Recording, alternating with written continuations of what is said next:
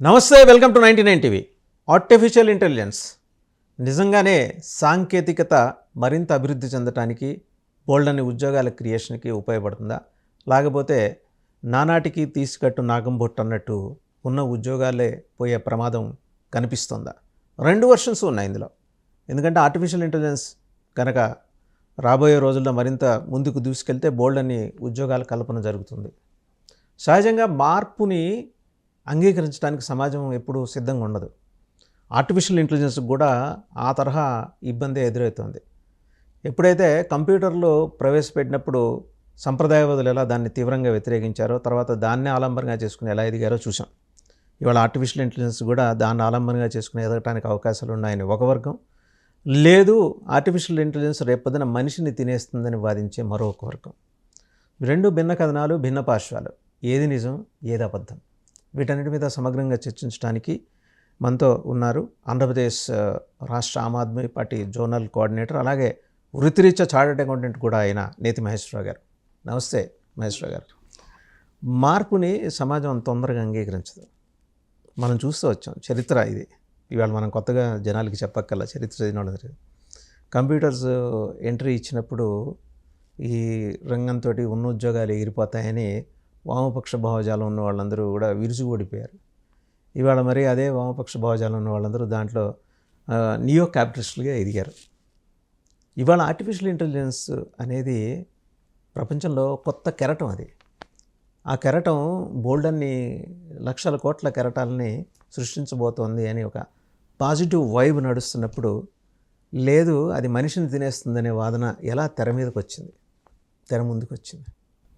ఇక్కడ మనం ఏదైనా మాట్లాడుకున్నప్పుడు మార్పు ఎప్పుడు కూడా మనం అంగీకరించాలి. కానీ మార్పు రెండు కోణాలు ఉంటాయి. ఒకటి ఆపర్చునిటీ కోణం ఉంటుంది, థ్రెట్స్ కూడా ఉంటాయి. బట్ మా భయం అంతా కూడా ఏంటంటే, మంచి కత్తి ఉంది అంటే అది ఎవరి చేతిలో ఉందనేది ఇంపార్టెంట్. ఇప్పుడు ఆ కత్తి ఒక ఉన్నత వ్యక్తితో, విలువలు ఉన్న వ్యక్తి ఉంటే ఆ కత్తిని దేనికి వాడాలో దానికే వాడతాడు. బట్ ఆ కత్తి ఉన్న వ్యక్తి ఒక డెకాయిటో ఇల్లు అనుకో, సో మన సుత్తానికి అది మనకు ప్రాసెస్లో మంచి కోసం అనిపించదు. కానీ బట్ అది చెడు యాంగిల్. ఆర్టిఫిషియల్ ఇంటెలిజెన్స్ ఏ టెక్నాలజీ అయినా మనం వాడే విధానం పద్ధతిగా ఉండి నాయకత్వం కానీ కరెక్ట్గా ఉంటే అది బాగానే ఉంటుంది. అది మనకి ఇంకా బట్ భయం అంతా కూడా ఆ వాడే విధానం ఉన్న వ్యవస్థ సిండికేట్ అనుకో, సిండికేట్ చేతికి వెళ్ళినప్పుడు ఆబ్వియస్గా వాళ్ళ కార్పొరేట్లకి. సో ఇది ఎక్కువగా ఆర్టిఫిషియల్ ఇంటెలిజెన్స్ అనేది మానవ ఏదైతే చేసే పనులు అది చేస్తుంది. అంటే ఒక 100 మంది చేసేది ఒకరు చేస్తుంది. కంపెనీ ఏమి ఇష్టపడుతుంది, 100 మంది చేసే పనికి ఒకటి చేస్తే ఖర్చు తగ్గుతుంది కదా, కంపెనీ పాయింట్లో అది. బట్ ఇక్కడికి వచ్చేకి నాయకత్వం, కంపెనీని జనాల్ని రెండింటిని బ్యాలెన్స్ చేసుకుని ఉన్న నాయకత్వం, పారదర్శకత లేదా అవినీతి లేని నాయకత్వం ఉంటే ఇబ్బంది లేదు. బట్ సిండికేట్ ఉందే, అది కదా నేను చెప్తా ఉంది. సిండికేట్ అంటే ప్రజల ఇవన్నీ వదిలేసి కార్పొరేట్లకు మనం ఏం చేస్తే అనేది ప్రయోజనాలకి దానివల్ల అది కదా ఇప్పుడు భయం. ఇప్పుడు నేను అంటుంది ఏఐ వెళ్ళే విధానం కంప్లీట్గా సిండికేట్ చేతులు పడిపోయినప్పుడు ఇంకా దాని పర్యవసానాలు దారుణంగా ఉంటాయి అనేదే నేను. ఎందుకంటే ఎప్పుడైనా టెక్నాలజీని మనం అలో చేస్తాం, బట్ ఎథికల్ పాయింట్ కూడా నేను చూసుకోవాలనేది నేను చెప్తున్నాను. మీరు అన్న మాటతో నేను ఏకీభవిస్తా. బట్ మన కళ్ళ ముందు మన జనరేషన్స్ చూసిన విజిబుల్ డెవలప్మెంట్ని కూడా చూద్దాం. దేశం మొత్తం ఇంకా దాన్ని అందుకోనప్పుడే దీనికి ఇది టెక్నాలజీకి టార్చ్ బేరర్గా ముఖ్యమంత్రిగా ఉన్నప్పుడు చంద్రబాబు నాయుడు గారు ఇనిషియేట్ చేశారు. దాన్ని ఒక ఉద్యమంలో ఆయన ముందు తీసుకెళ్లారు. ఈరోజు హైదరాబాద్ చుట్టుపక్కల ఎవరు అవునన్నా కాదన్నా అది ఆయన కృషి. అంతకుముందు వాళ్ళు కొబ్బరికాయ కొట్టి ఉండొచ్చు, అవన్నీ చేసి ఉండొచ్చు కాక పివి నరసింహరావు గారి టైం నుంచి. బట్ స్టిల్ దాన్ని ఏంటంటే మొక్కవన దీక్షతో ఆయన క్యారీ ఫార్వర్డ్ చేశాడు. చేసి దానికి ఫ్రూట్స్ ఎంజాయ్ చేస్తున్నాం. ఇవాళ దానివల్ల ఎక్కడ ఉద్యోగాలు లేకుండా పోవడం అనేది ఏం జరగలేదే. ఉద్యోగాల కల్పన బ్రహ్మాండంగా జరిగింది. మార్కెట్లో వెల్త్ క్రియేట్ అయింది. ఆయన చెప్తుంటారు ఎప్పుడు సంపద సృష్టించారు ఆయన. జనాలు రకరకాల కోణాల్లో ఆయన గురించి మాట్లాడుతూ ఉండొచ్చు కాక. బట్ రాజకీయం పక్కన పెట్టండి, డెవలప్మెంట్ యాంగిల్లో ఆయన చేసిన దాన్ని మనం కాదనలేం కదా. ఈరోజు ఆయనే సెంటర్ ఫర్ ఆర్టిఫిషియల్ ఇంటెలిజెన్స్ ఒకటి ఉండాలి ఆంధ్రప్రదేశ్లో అని కంకణం కట్టుకున్నారు. ఆ దిశగా నడుస్తున్నారు, ఆయన అడుగులేస్తున్నారు. సో ఇక్కడ నేను చెప్పదలుచుకుంది కూడా నా భయం కూడా అదే. ఓపెన్గా చెప్పాలంటే నా భయం కూడా అదే. అభివృద్ధి జరుగుతూ ఉంది, మీరన్నీ వెల్త్ క్రియేషన్ ఇవన్నీ అయింది. నేను అంటే గుడిసెలో ఉన్న పేదోడు అభివృద్ధి అయ్యాడా? ఎందుకంటే నేను అనేది ఒక అవకాశం మీరు క్రియేట్ చేసినప్పుడు ఆపర్చునిటీ అందరు క్యాచ్ చేయగలుగుతున్నారా లేదనేది చూడగలగాలి. అంటే నేను చెప్పే విధానంలో మీరు ఆ రోజు తీసుకొచ్చిన టెక్నాలజీ ఇవన్నీ కూడా గవర్నమెంట్ కాలేజీలో లేవు. మీరున్న టెక్నాలజీ ఇవన్నీ కాలేజీలన్నీ కూడా ప్రైవేట్ కాలేజీలు. మీరు ఎన్ని ఫీజు రీంబర్స్మెంట్ ఎన్ని పెట్టినా కూడా బాగా టాప్ కాలేజెస్ నుంచే జాబ్స్ వచ్చే పరిస్థితి ఉన్నాయి. అంటే మీరు పెట్టిన అవకాశం అంతా కూడా అప్పర్ సెక్షన్కి వెళ్ళి ఒక లేయర్ వరకు అయిపోయింది. బట్ కింద రైతు వ్యానిష్ అయిపోయాడు.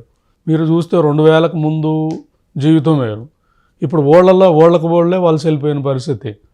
అలాగే ఊళ్ళలో ఉన్న ఎవరైతే వీళ్ళు వెళ్ళిపోతే ఈ దళిత బ్యాక్గ్రౌండ్ వాళ్ళ పనులు లేనప్పుడు ఆబ్వియస్గా గవర్నమెంట్ మీద ఆధారపడే పరిస్థితి, వాళ్ళకి మళ్ళీ లిక్కర్ తాపే పరిస్థితి అడవైంది. సమాజంలో అన్రెస్ట్ అనేది ఒక లోయర్ సెక్షన్ అనేది అభివృద్ధి అయితే అందుకోలేనట్టు కదా. అంటే మీరు అభివృద్ధి జరుగుతున్నామంటే సమగ్ర అభివృద్ధి జరగలేదు కదా. ఇప్పుడు నేను అనేది చేసే విధానంలో ఇంటిగ్రేటెడ్ డెవలప్మెంట్ జరగలేదంటారు. సో నేను చేసే విధానంలో ఓకే సాఫ్ట్వేర్ డెవలప్మెంట్తో పాటు అందరినీ కాకుండా వీళ్ళకి అవకాశాలు అన్ని లేయర్ నుంచి క్రీమ్ని తీసుకురాండి. అది ఎప్పుడు పాసిబుల్ అవుతుంది? విద్య గవర్నమెంట్ అయితేనే అవుతుంది. విద్య ప్రైవేట్ అయినప్పుడు ఏమవుతుంది? అక్కడే కదా మీరు నేను చెప్తా ఉంది. ఇప్పుడు కాలేజీలో 2 లక్షల సంవత్సరానికి ఫీజు అంటే ఎవరు వింటారు? ఏదో రిచ్ కిడ్సో లేదా ఒక మిడిల్ అప్పర్ వాడు వింటారు.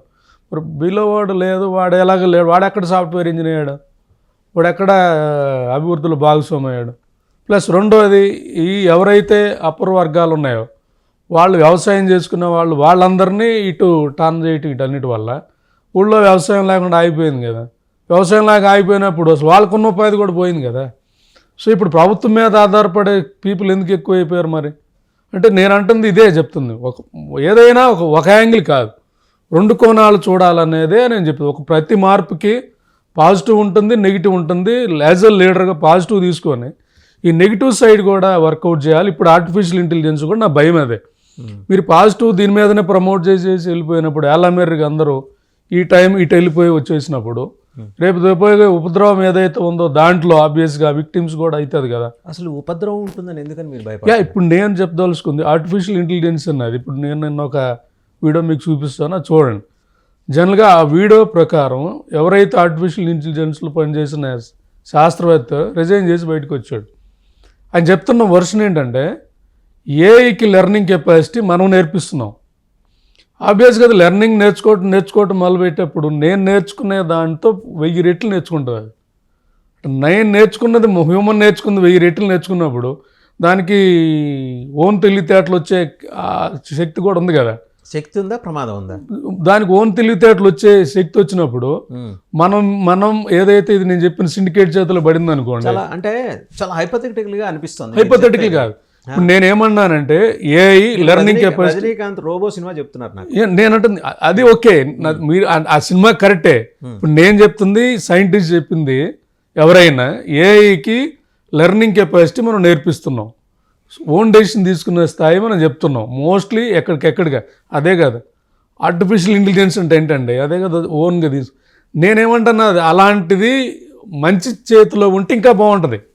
బట్ అదే సిండికేట్ చేతిలో ఉన్నప్పుడు కార్పొరేట్ ప్రయోజనాల కోసం వెళ్ళిపోయినప్పుడు, లేదు ఈ దేశాన్ని కబలించాలన్న థాట్ వచ్చినప్పుడు మీరు రోబోలాగే ఒక 1000, 2000, 10,000 క్రియేట్ చేసేస్తే మ్యాన్ పవర్ మానవ జాతిని లేకుండా చేసేయచ్చు కదా. అదే ఇవి నేనేమన్నానంటే మరి అతను రిజైన్ చేసి బయటకి ఎందుకు వచ్చాడంటే దట్స్ వే. నేను దీన్ని ఎక్స్పీరియన్స్ చేశాను. నేను 2014లో S&P క్యాపిటల్కి అనేవాళ్ళం. ఇప్పుడు S&P గ్లోబల్ అది నేను పనిచేసేవాడిని మేనేజర్గా, అసిస్టెంట్ మేనేజర్గా పనిచేసేటప్పుడు నాకు ఒక ప్రాజెక్ట్ ఇచ్చారు. అప్పుడు ప్రాజెక్ట్ వచ్చి ఆటో ఎక్స్ట్రాక్షన్ అనేవాళ్ళు. ఒక ఎంప్లాయీ మా వాళ్ళు US ఎక్కడి నుంచి ఫైల్ తెచ్చుకున్న ఒక 10-20 ఫైల్ ప్రాసెస్ చేసి క్యాప్చర్ చేసి డేటాలు వేసేవాళ్ళు.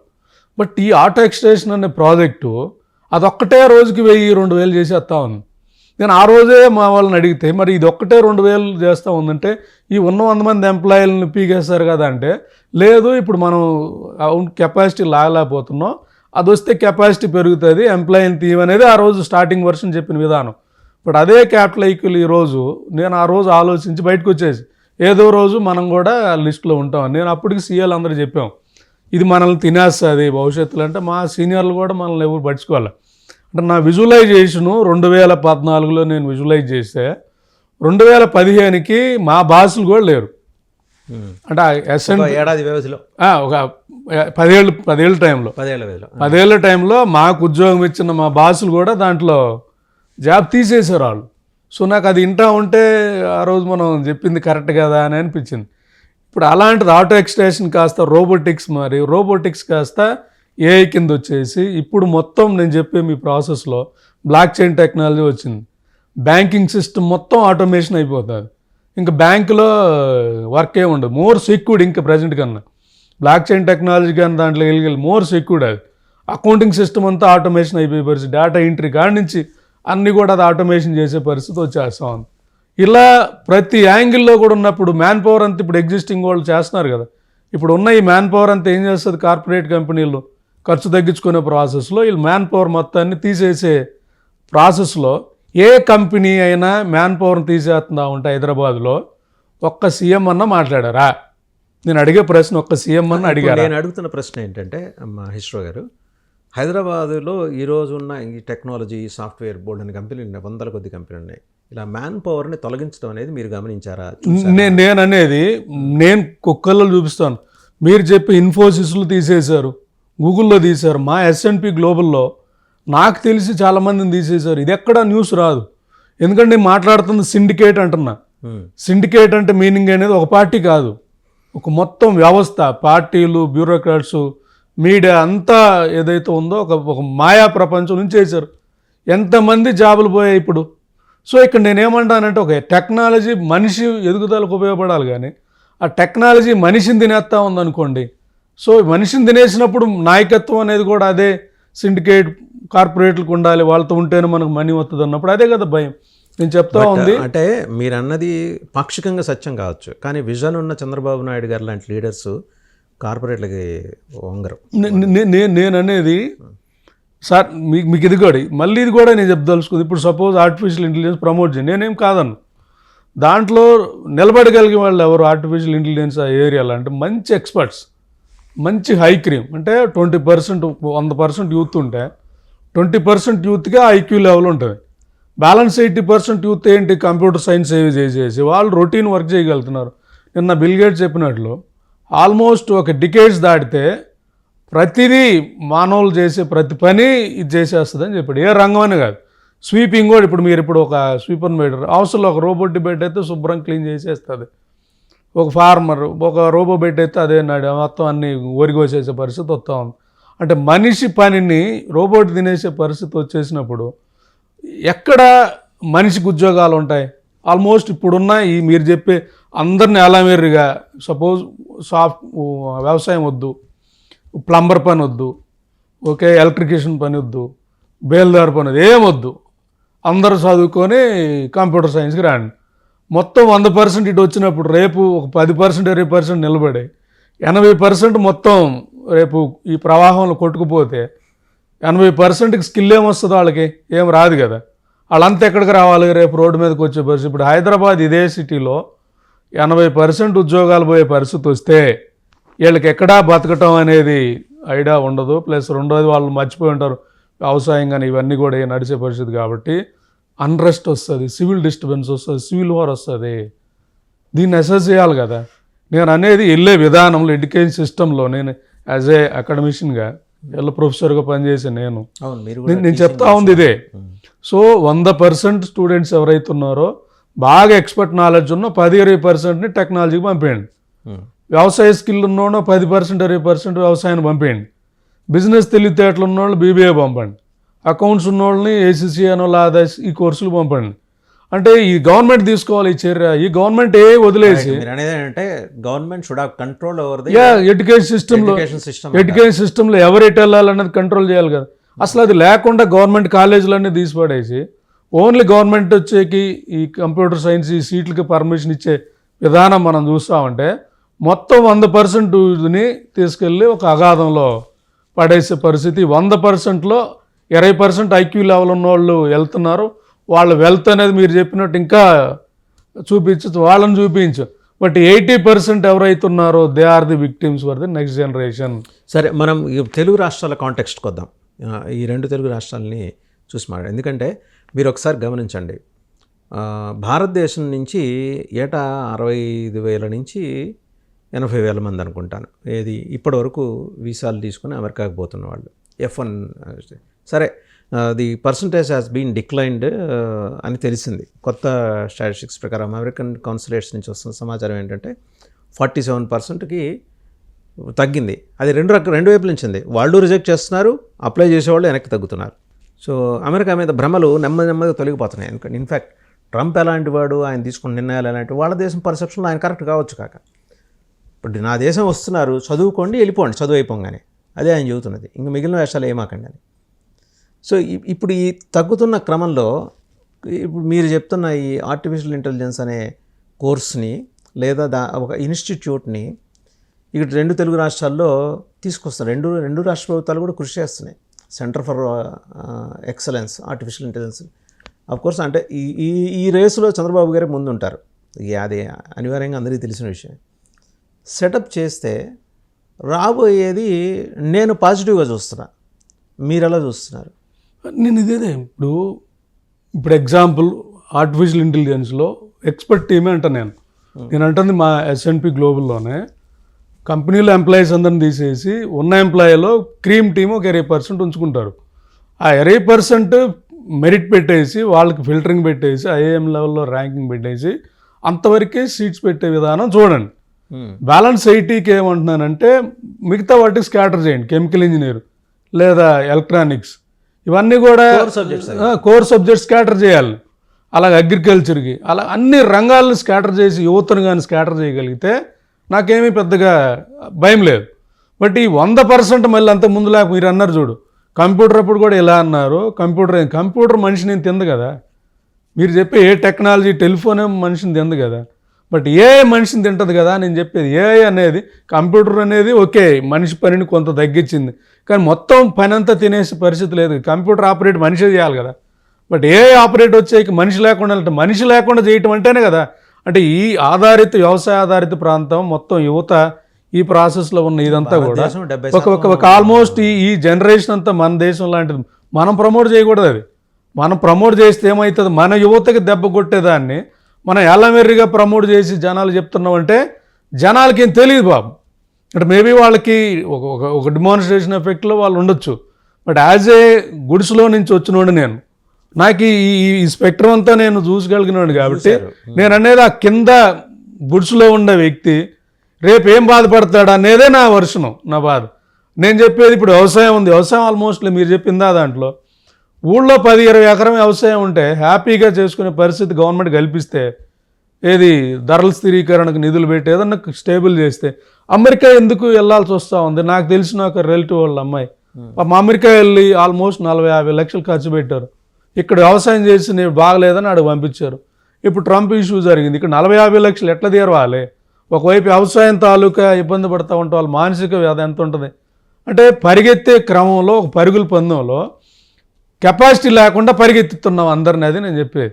కెపాసిటీ ఉన్న వాళ్ళతో పరిగెత్తేయండి, కెపాసిటీ లేని వాళ్ళకి ఆల్టర్నేటివ్ చూపించండి. బట్ మీరు ఏం చేస్తున్నారు, పరిగెత్తుందని చెప్పేసి అందరినీ కెపాసిటీ లేకుండా పరిగెత్తే క్రమాలు పెట్టేసి ఈ పరిగెత్తే క్రమంలో కెపాసిటీ ఉన్నోళ్ళు లాగేసుకుంటున్నారు.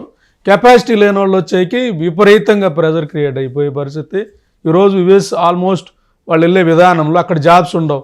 సో ఇప్పుడు ఈ పిల్లలందరూ కూడా కంప్యూటర్ సైన్స్ చేసిన వాళ్ళే, వీళ్ళకి ఇంకేమీ తెలియదు. వీళ్ళలా ఈ జనరేషన్ ఎట్లా ఒకవైపు వ్యవసాయం ఆనిష్ అయ్యే పరిస్థితి, రెండో వైపు ప్లంబర్ లేడు, మూడో వైపు ఎలక్ట్రీషియన్ లేడు. ప్లంబర్ ఎలక్ట్రీషియన్ కావాలంటే బీహార్ నుంచి తీసుకొచ్చుకునే పరిస్థితి. ఇవన్నీ కూడా నేను అనేది డెవలప్మెంట్లో, మీరు చెప్పే డెవలప్మెంట్లో ఇవన్నీ నెగిటివ్ సైడ్సే కదా. వీటి మీద ఏదో రివ్యూ జరిగిందా, వీటి మీద చర్చ జరుగుతూ ఉందా అనేది నేను చెప్పదలుచుకున్నాను. చర్చ ఇనిషియేట్ చేయండి. మీరు విద్యావంతులు, అకాడమిషియన్స్, మీరు అంటే రెండు వైపులా పదునున్న కత్తి లాంటి వాళ్ళు, అటు ప్రొఫెషనల్గా చార్టెడ్ అకౌంటెంట్, టీచింగ్లోనూ ఉన్నారు. You kick of A debate on this. నేను చెప్తుంది కూడా ఫోరంగా ఏర్పడి మేధావి వర్గాన్ని సమీకృతం చేసి దాంట్లో సామాన్య ప్రజలను కూడా స్టేక్ హోల్డర్లుగా చేస్తేనే, లేకపోతే మేధావులందరూ మాట్లాడుకుని వెళ్ళిపోతే అది వాళ్ళకి బ్రహ్మపదార్థం. ఈ క్రమంలోనే నేను ఒక ప్రొఫెషనల్ ఫోరంగా రన్ చేసిన ఇప్పుడున్న వ్యవస్థలో నేను నిన్న చూశాను. నిన్న మా కాలేజీలో ఒక 100 మంది స్టూడెంట్స్ ఉంటే ఏమన్నా సామాజిక యాంగిల్ ఉందా అని స్టూడెంట్స్ చెక్ చేస్తే హార్డ్లీ ఒకరిద్దరు కూడా లేరు. అంటే ఒక విద్యా వ్యవస్థ మొత్తం ప్రైవేట్ పరం చేసేసి ఈ పిల్లలందరినీ బాయిలర్ కోళ్ళని చేసిన పరిస్థితి అయిపోయింది. I mean to say boiler cold తెలుసు. ఆటోమేటిక్గా వెళ్ళిన పరిస్థితి వాళ్ళ పాపం రేపు ఈ వ్యవస్థలో జాబులు పోయిన పరిస్థితుల్లో వాళ్ళు తట్టుకోలేక సూసైడ్ చేసుకుంటారు సార్ వాళ్ళు. ఎందుకంటే వాళ్ళు సెన్సిటివ్ మైండ్ ఉన్న పిల్లలు భవిష్యత్ తరాలు మొత్తం రేపు రేపు ఎదుర్కొనే పరిస్థితి లేనప్పుడు ఆబ్వియస్గా దాన్ని కొట్టాలన్నప్పుడు ఎక్కడ వ్యవస్థలో మనం ఏం చేయగలం? మీరు చెప్పే ఈ ఫోరాలు ఇవన్నీ కూడా ఎవరు వింటున్నారు ఈరోజు? అందుకే అవుట్ రైట్గా నేను చేరింది ఆమ్ ఆద్మీ పార్టీ చేరటానికి రీజను ఇది చాలా లాంగ్ పర్పస్ ఉంది. లాంగ్ పర్పస్లో you can write to the government of India new education national education policy తీసుకొస్తున్నారు. ఇప్పుడు దీంట్లో మీరు ప్రమాదాన్ని చూస్తున్నారు.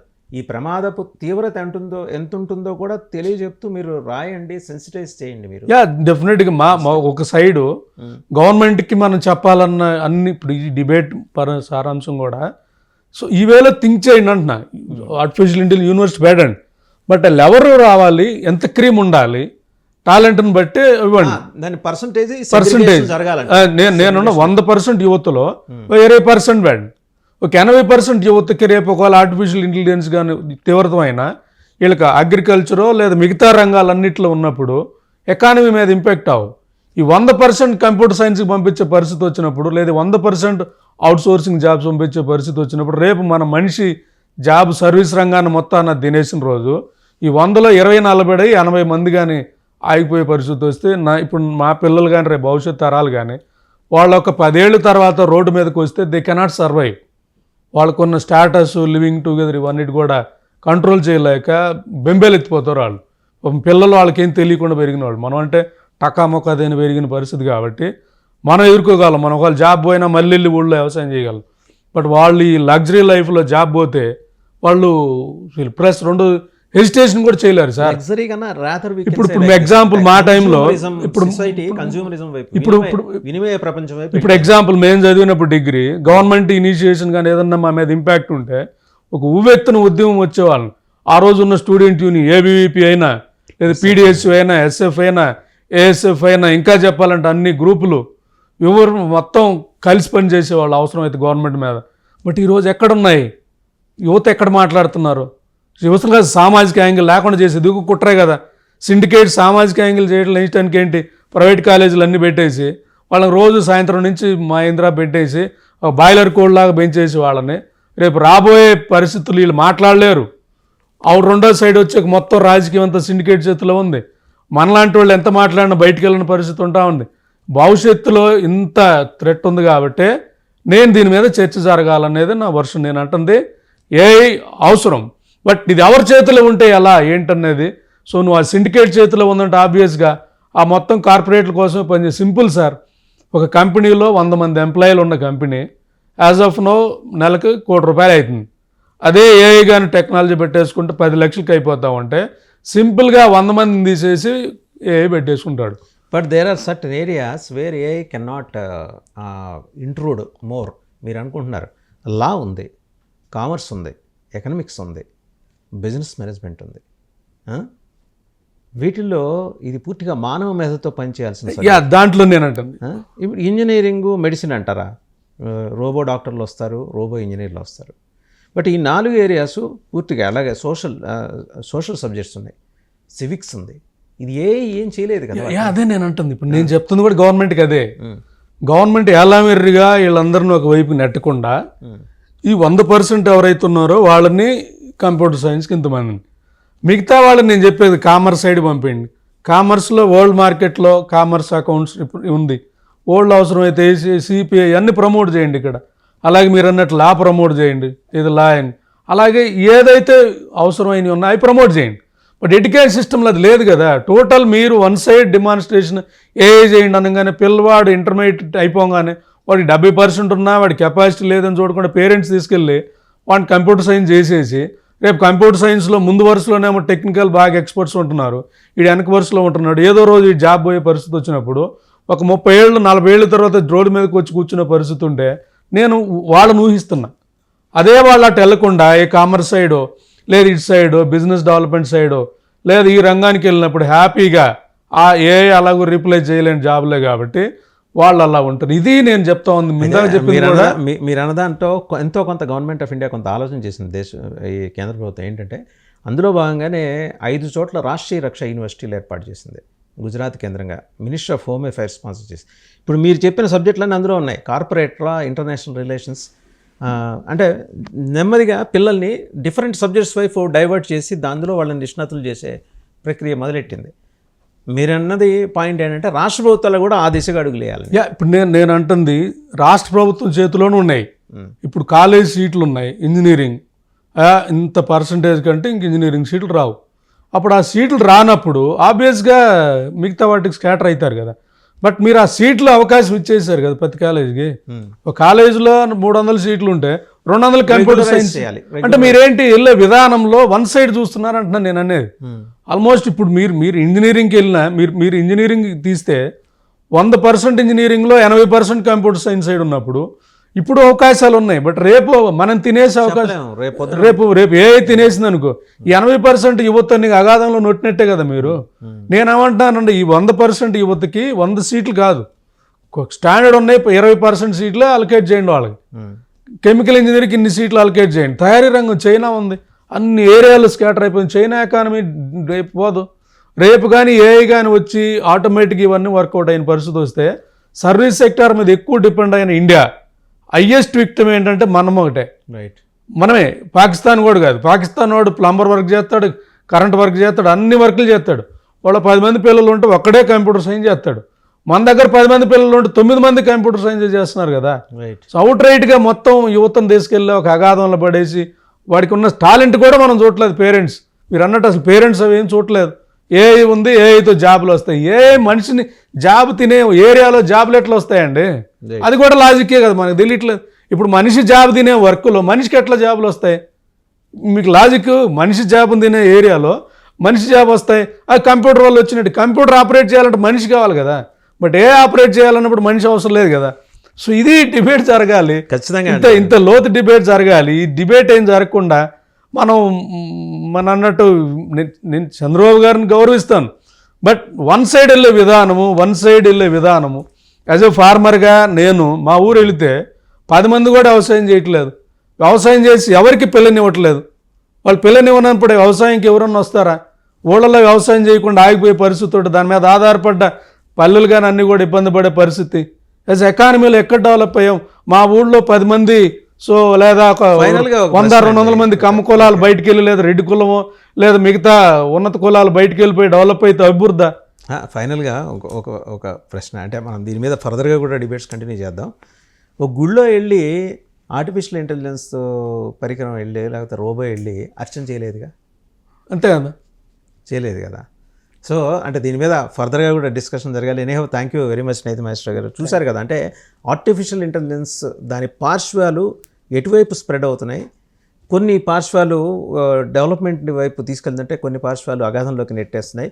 దీని మీద రాష్ట్ర ప్రభుత్వాలు, ప్రత్యేకించి మేధావి వర్గానికి ఆలంబనగా నిలిచిన చంద్రబాబు నాయుడు లాంటి ముఖ్యమంత్రులు దీని మీద కేంద్ర ప్రభుత్వంతో మాట్లాడాలి. దీన్ని రెగ్యులేట్ చేసే విధానం ఒకటి తీసుకురావాలి. ఏఐ ద్వారా అన్ని రంగాల నుంచి సంపద సృష్టించి ఉద్యోగాలు, ఉపాధి అవకాశాలు సృష్టించే వ్యవస్థల్ని తయారు చేయడానికి మార్గాలు సుగమం చేయాలనేది వైస్రావు గారి సూచన. లెట్స్ హోప్ సో గవర్నమెంట్స్ కూడా ఆ దిశగా ఆలోచిస్తాయి. Thank you very much sir. Thank you sir.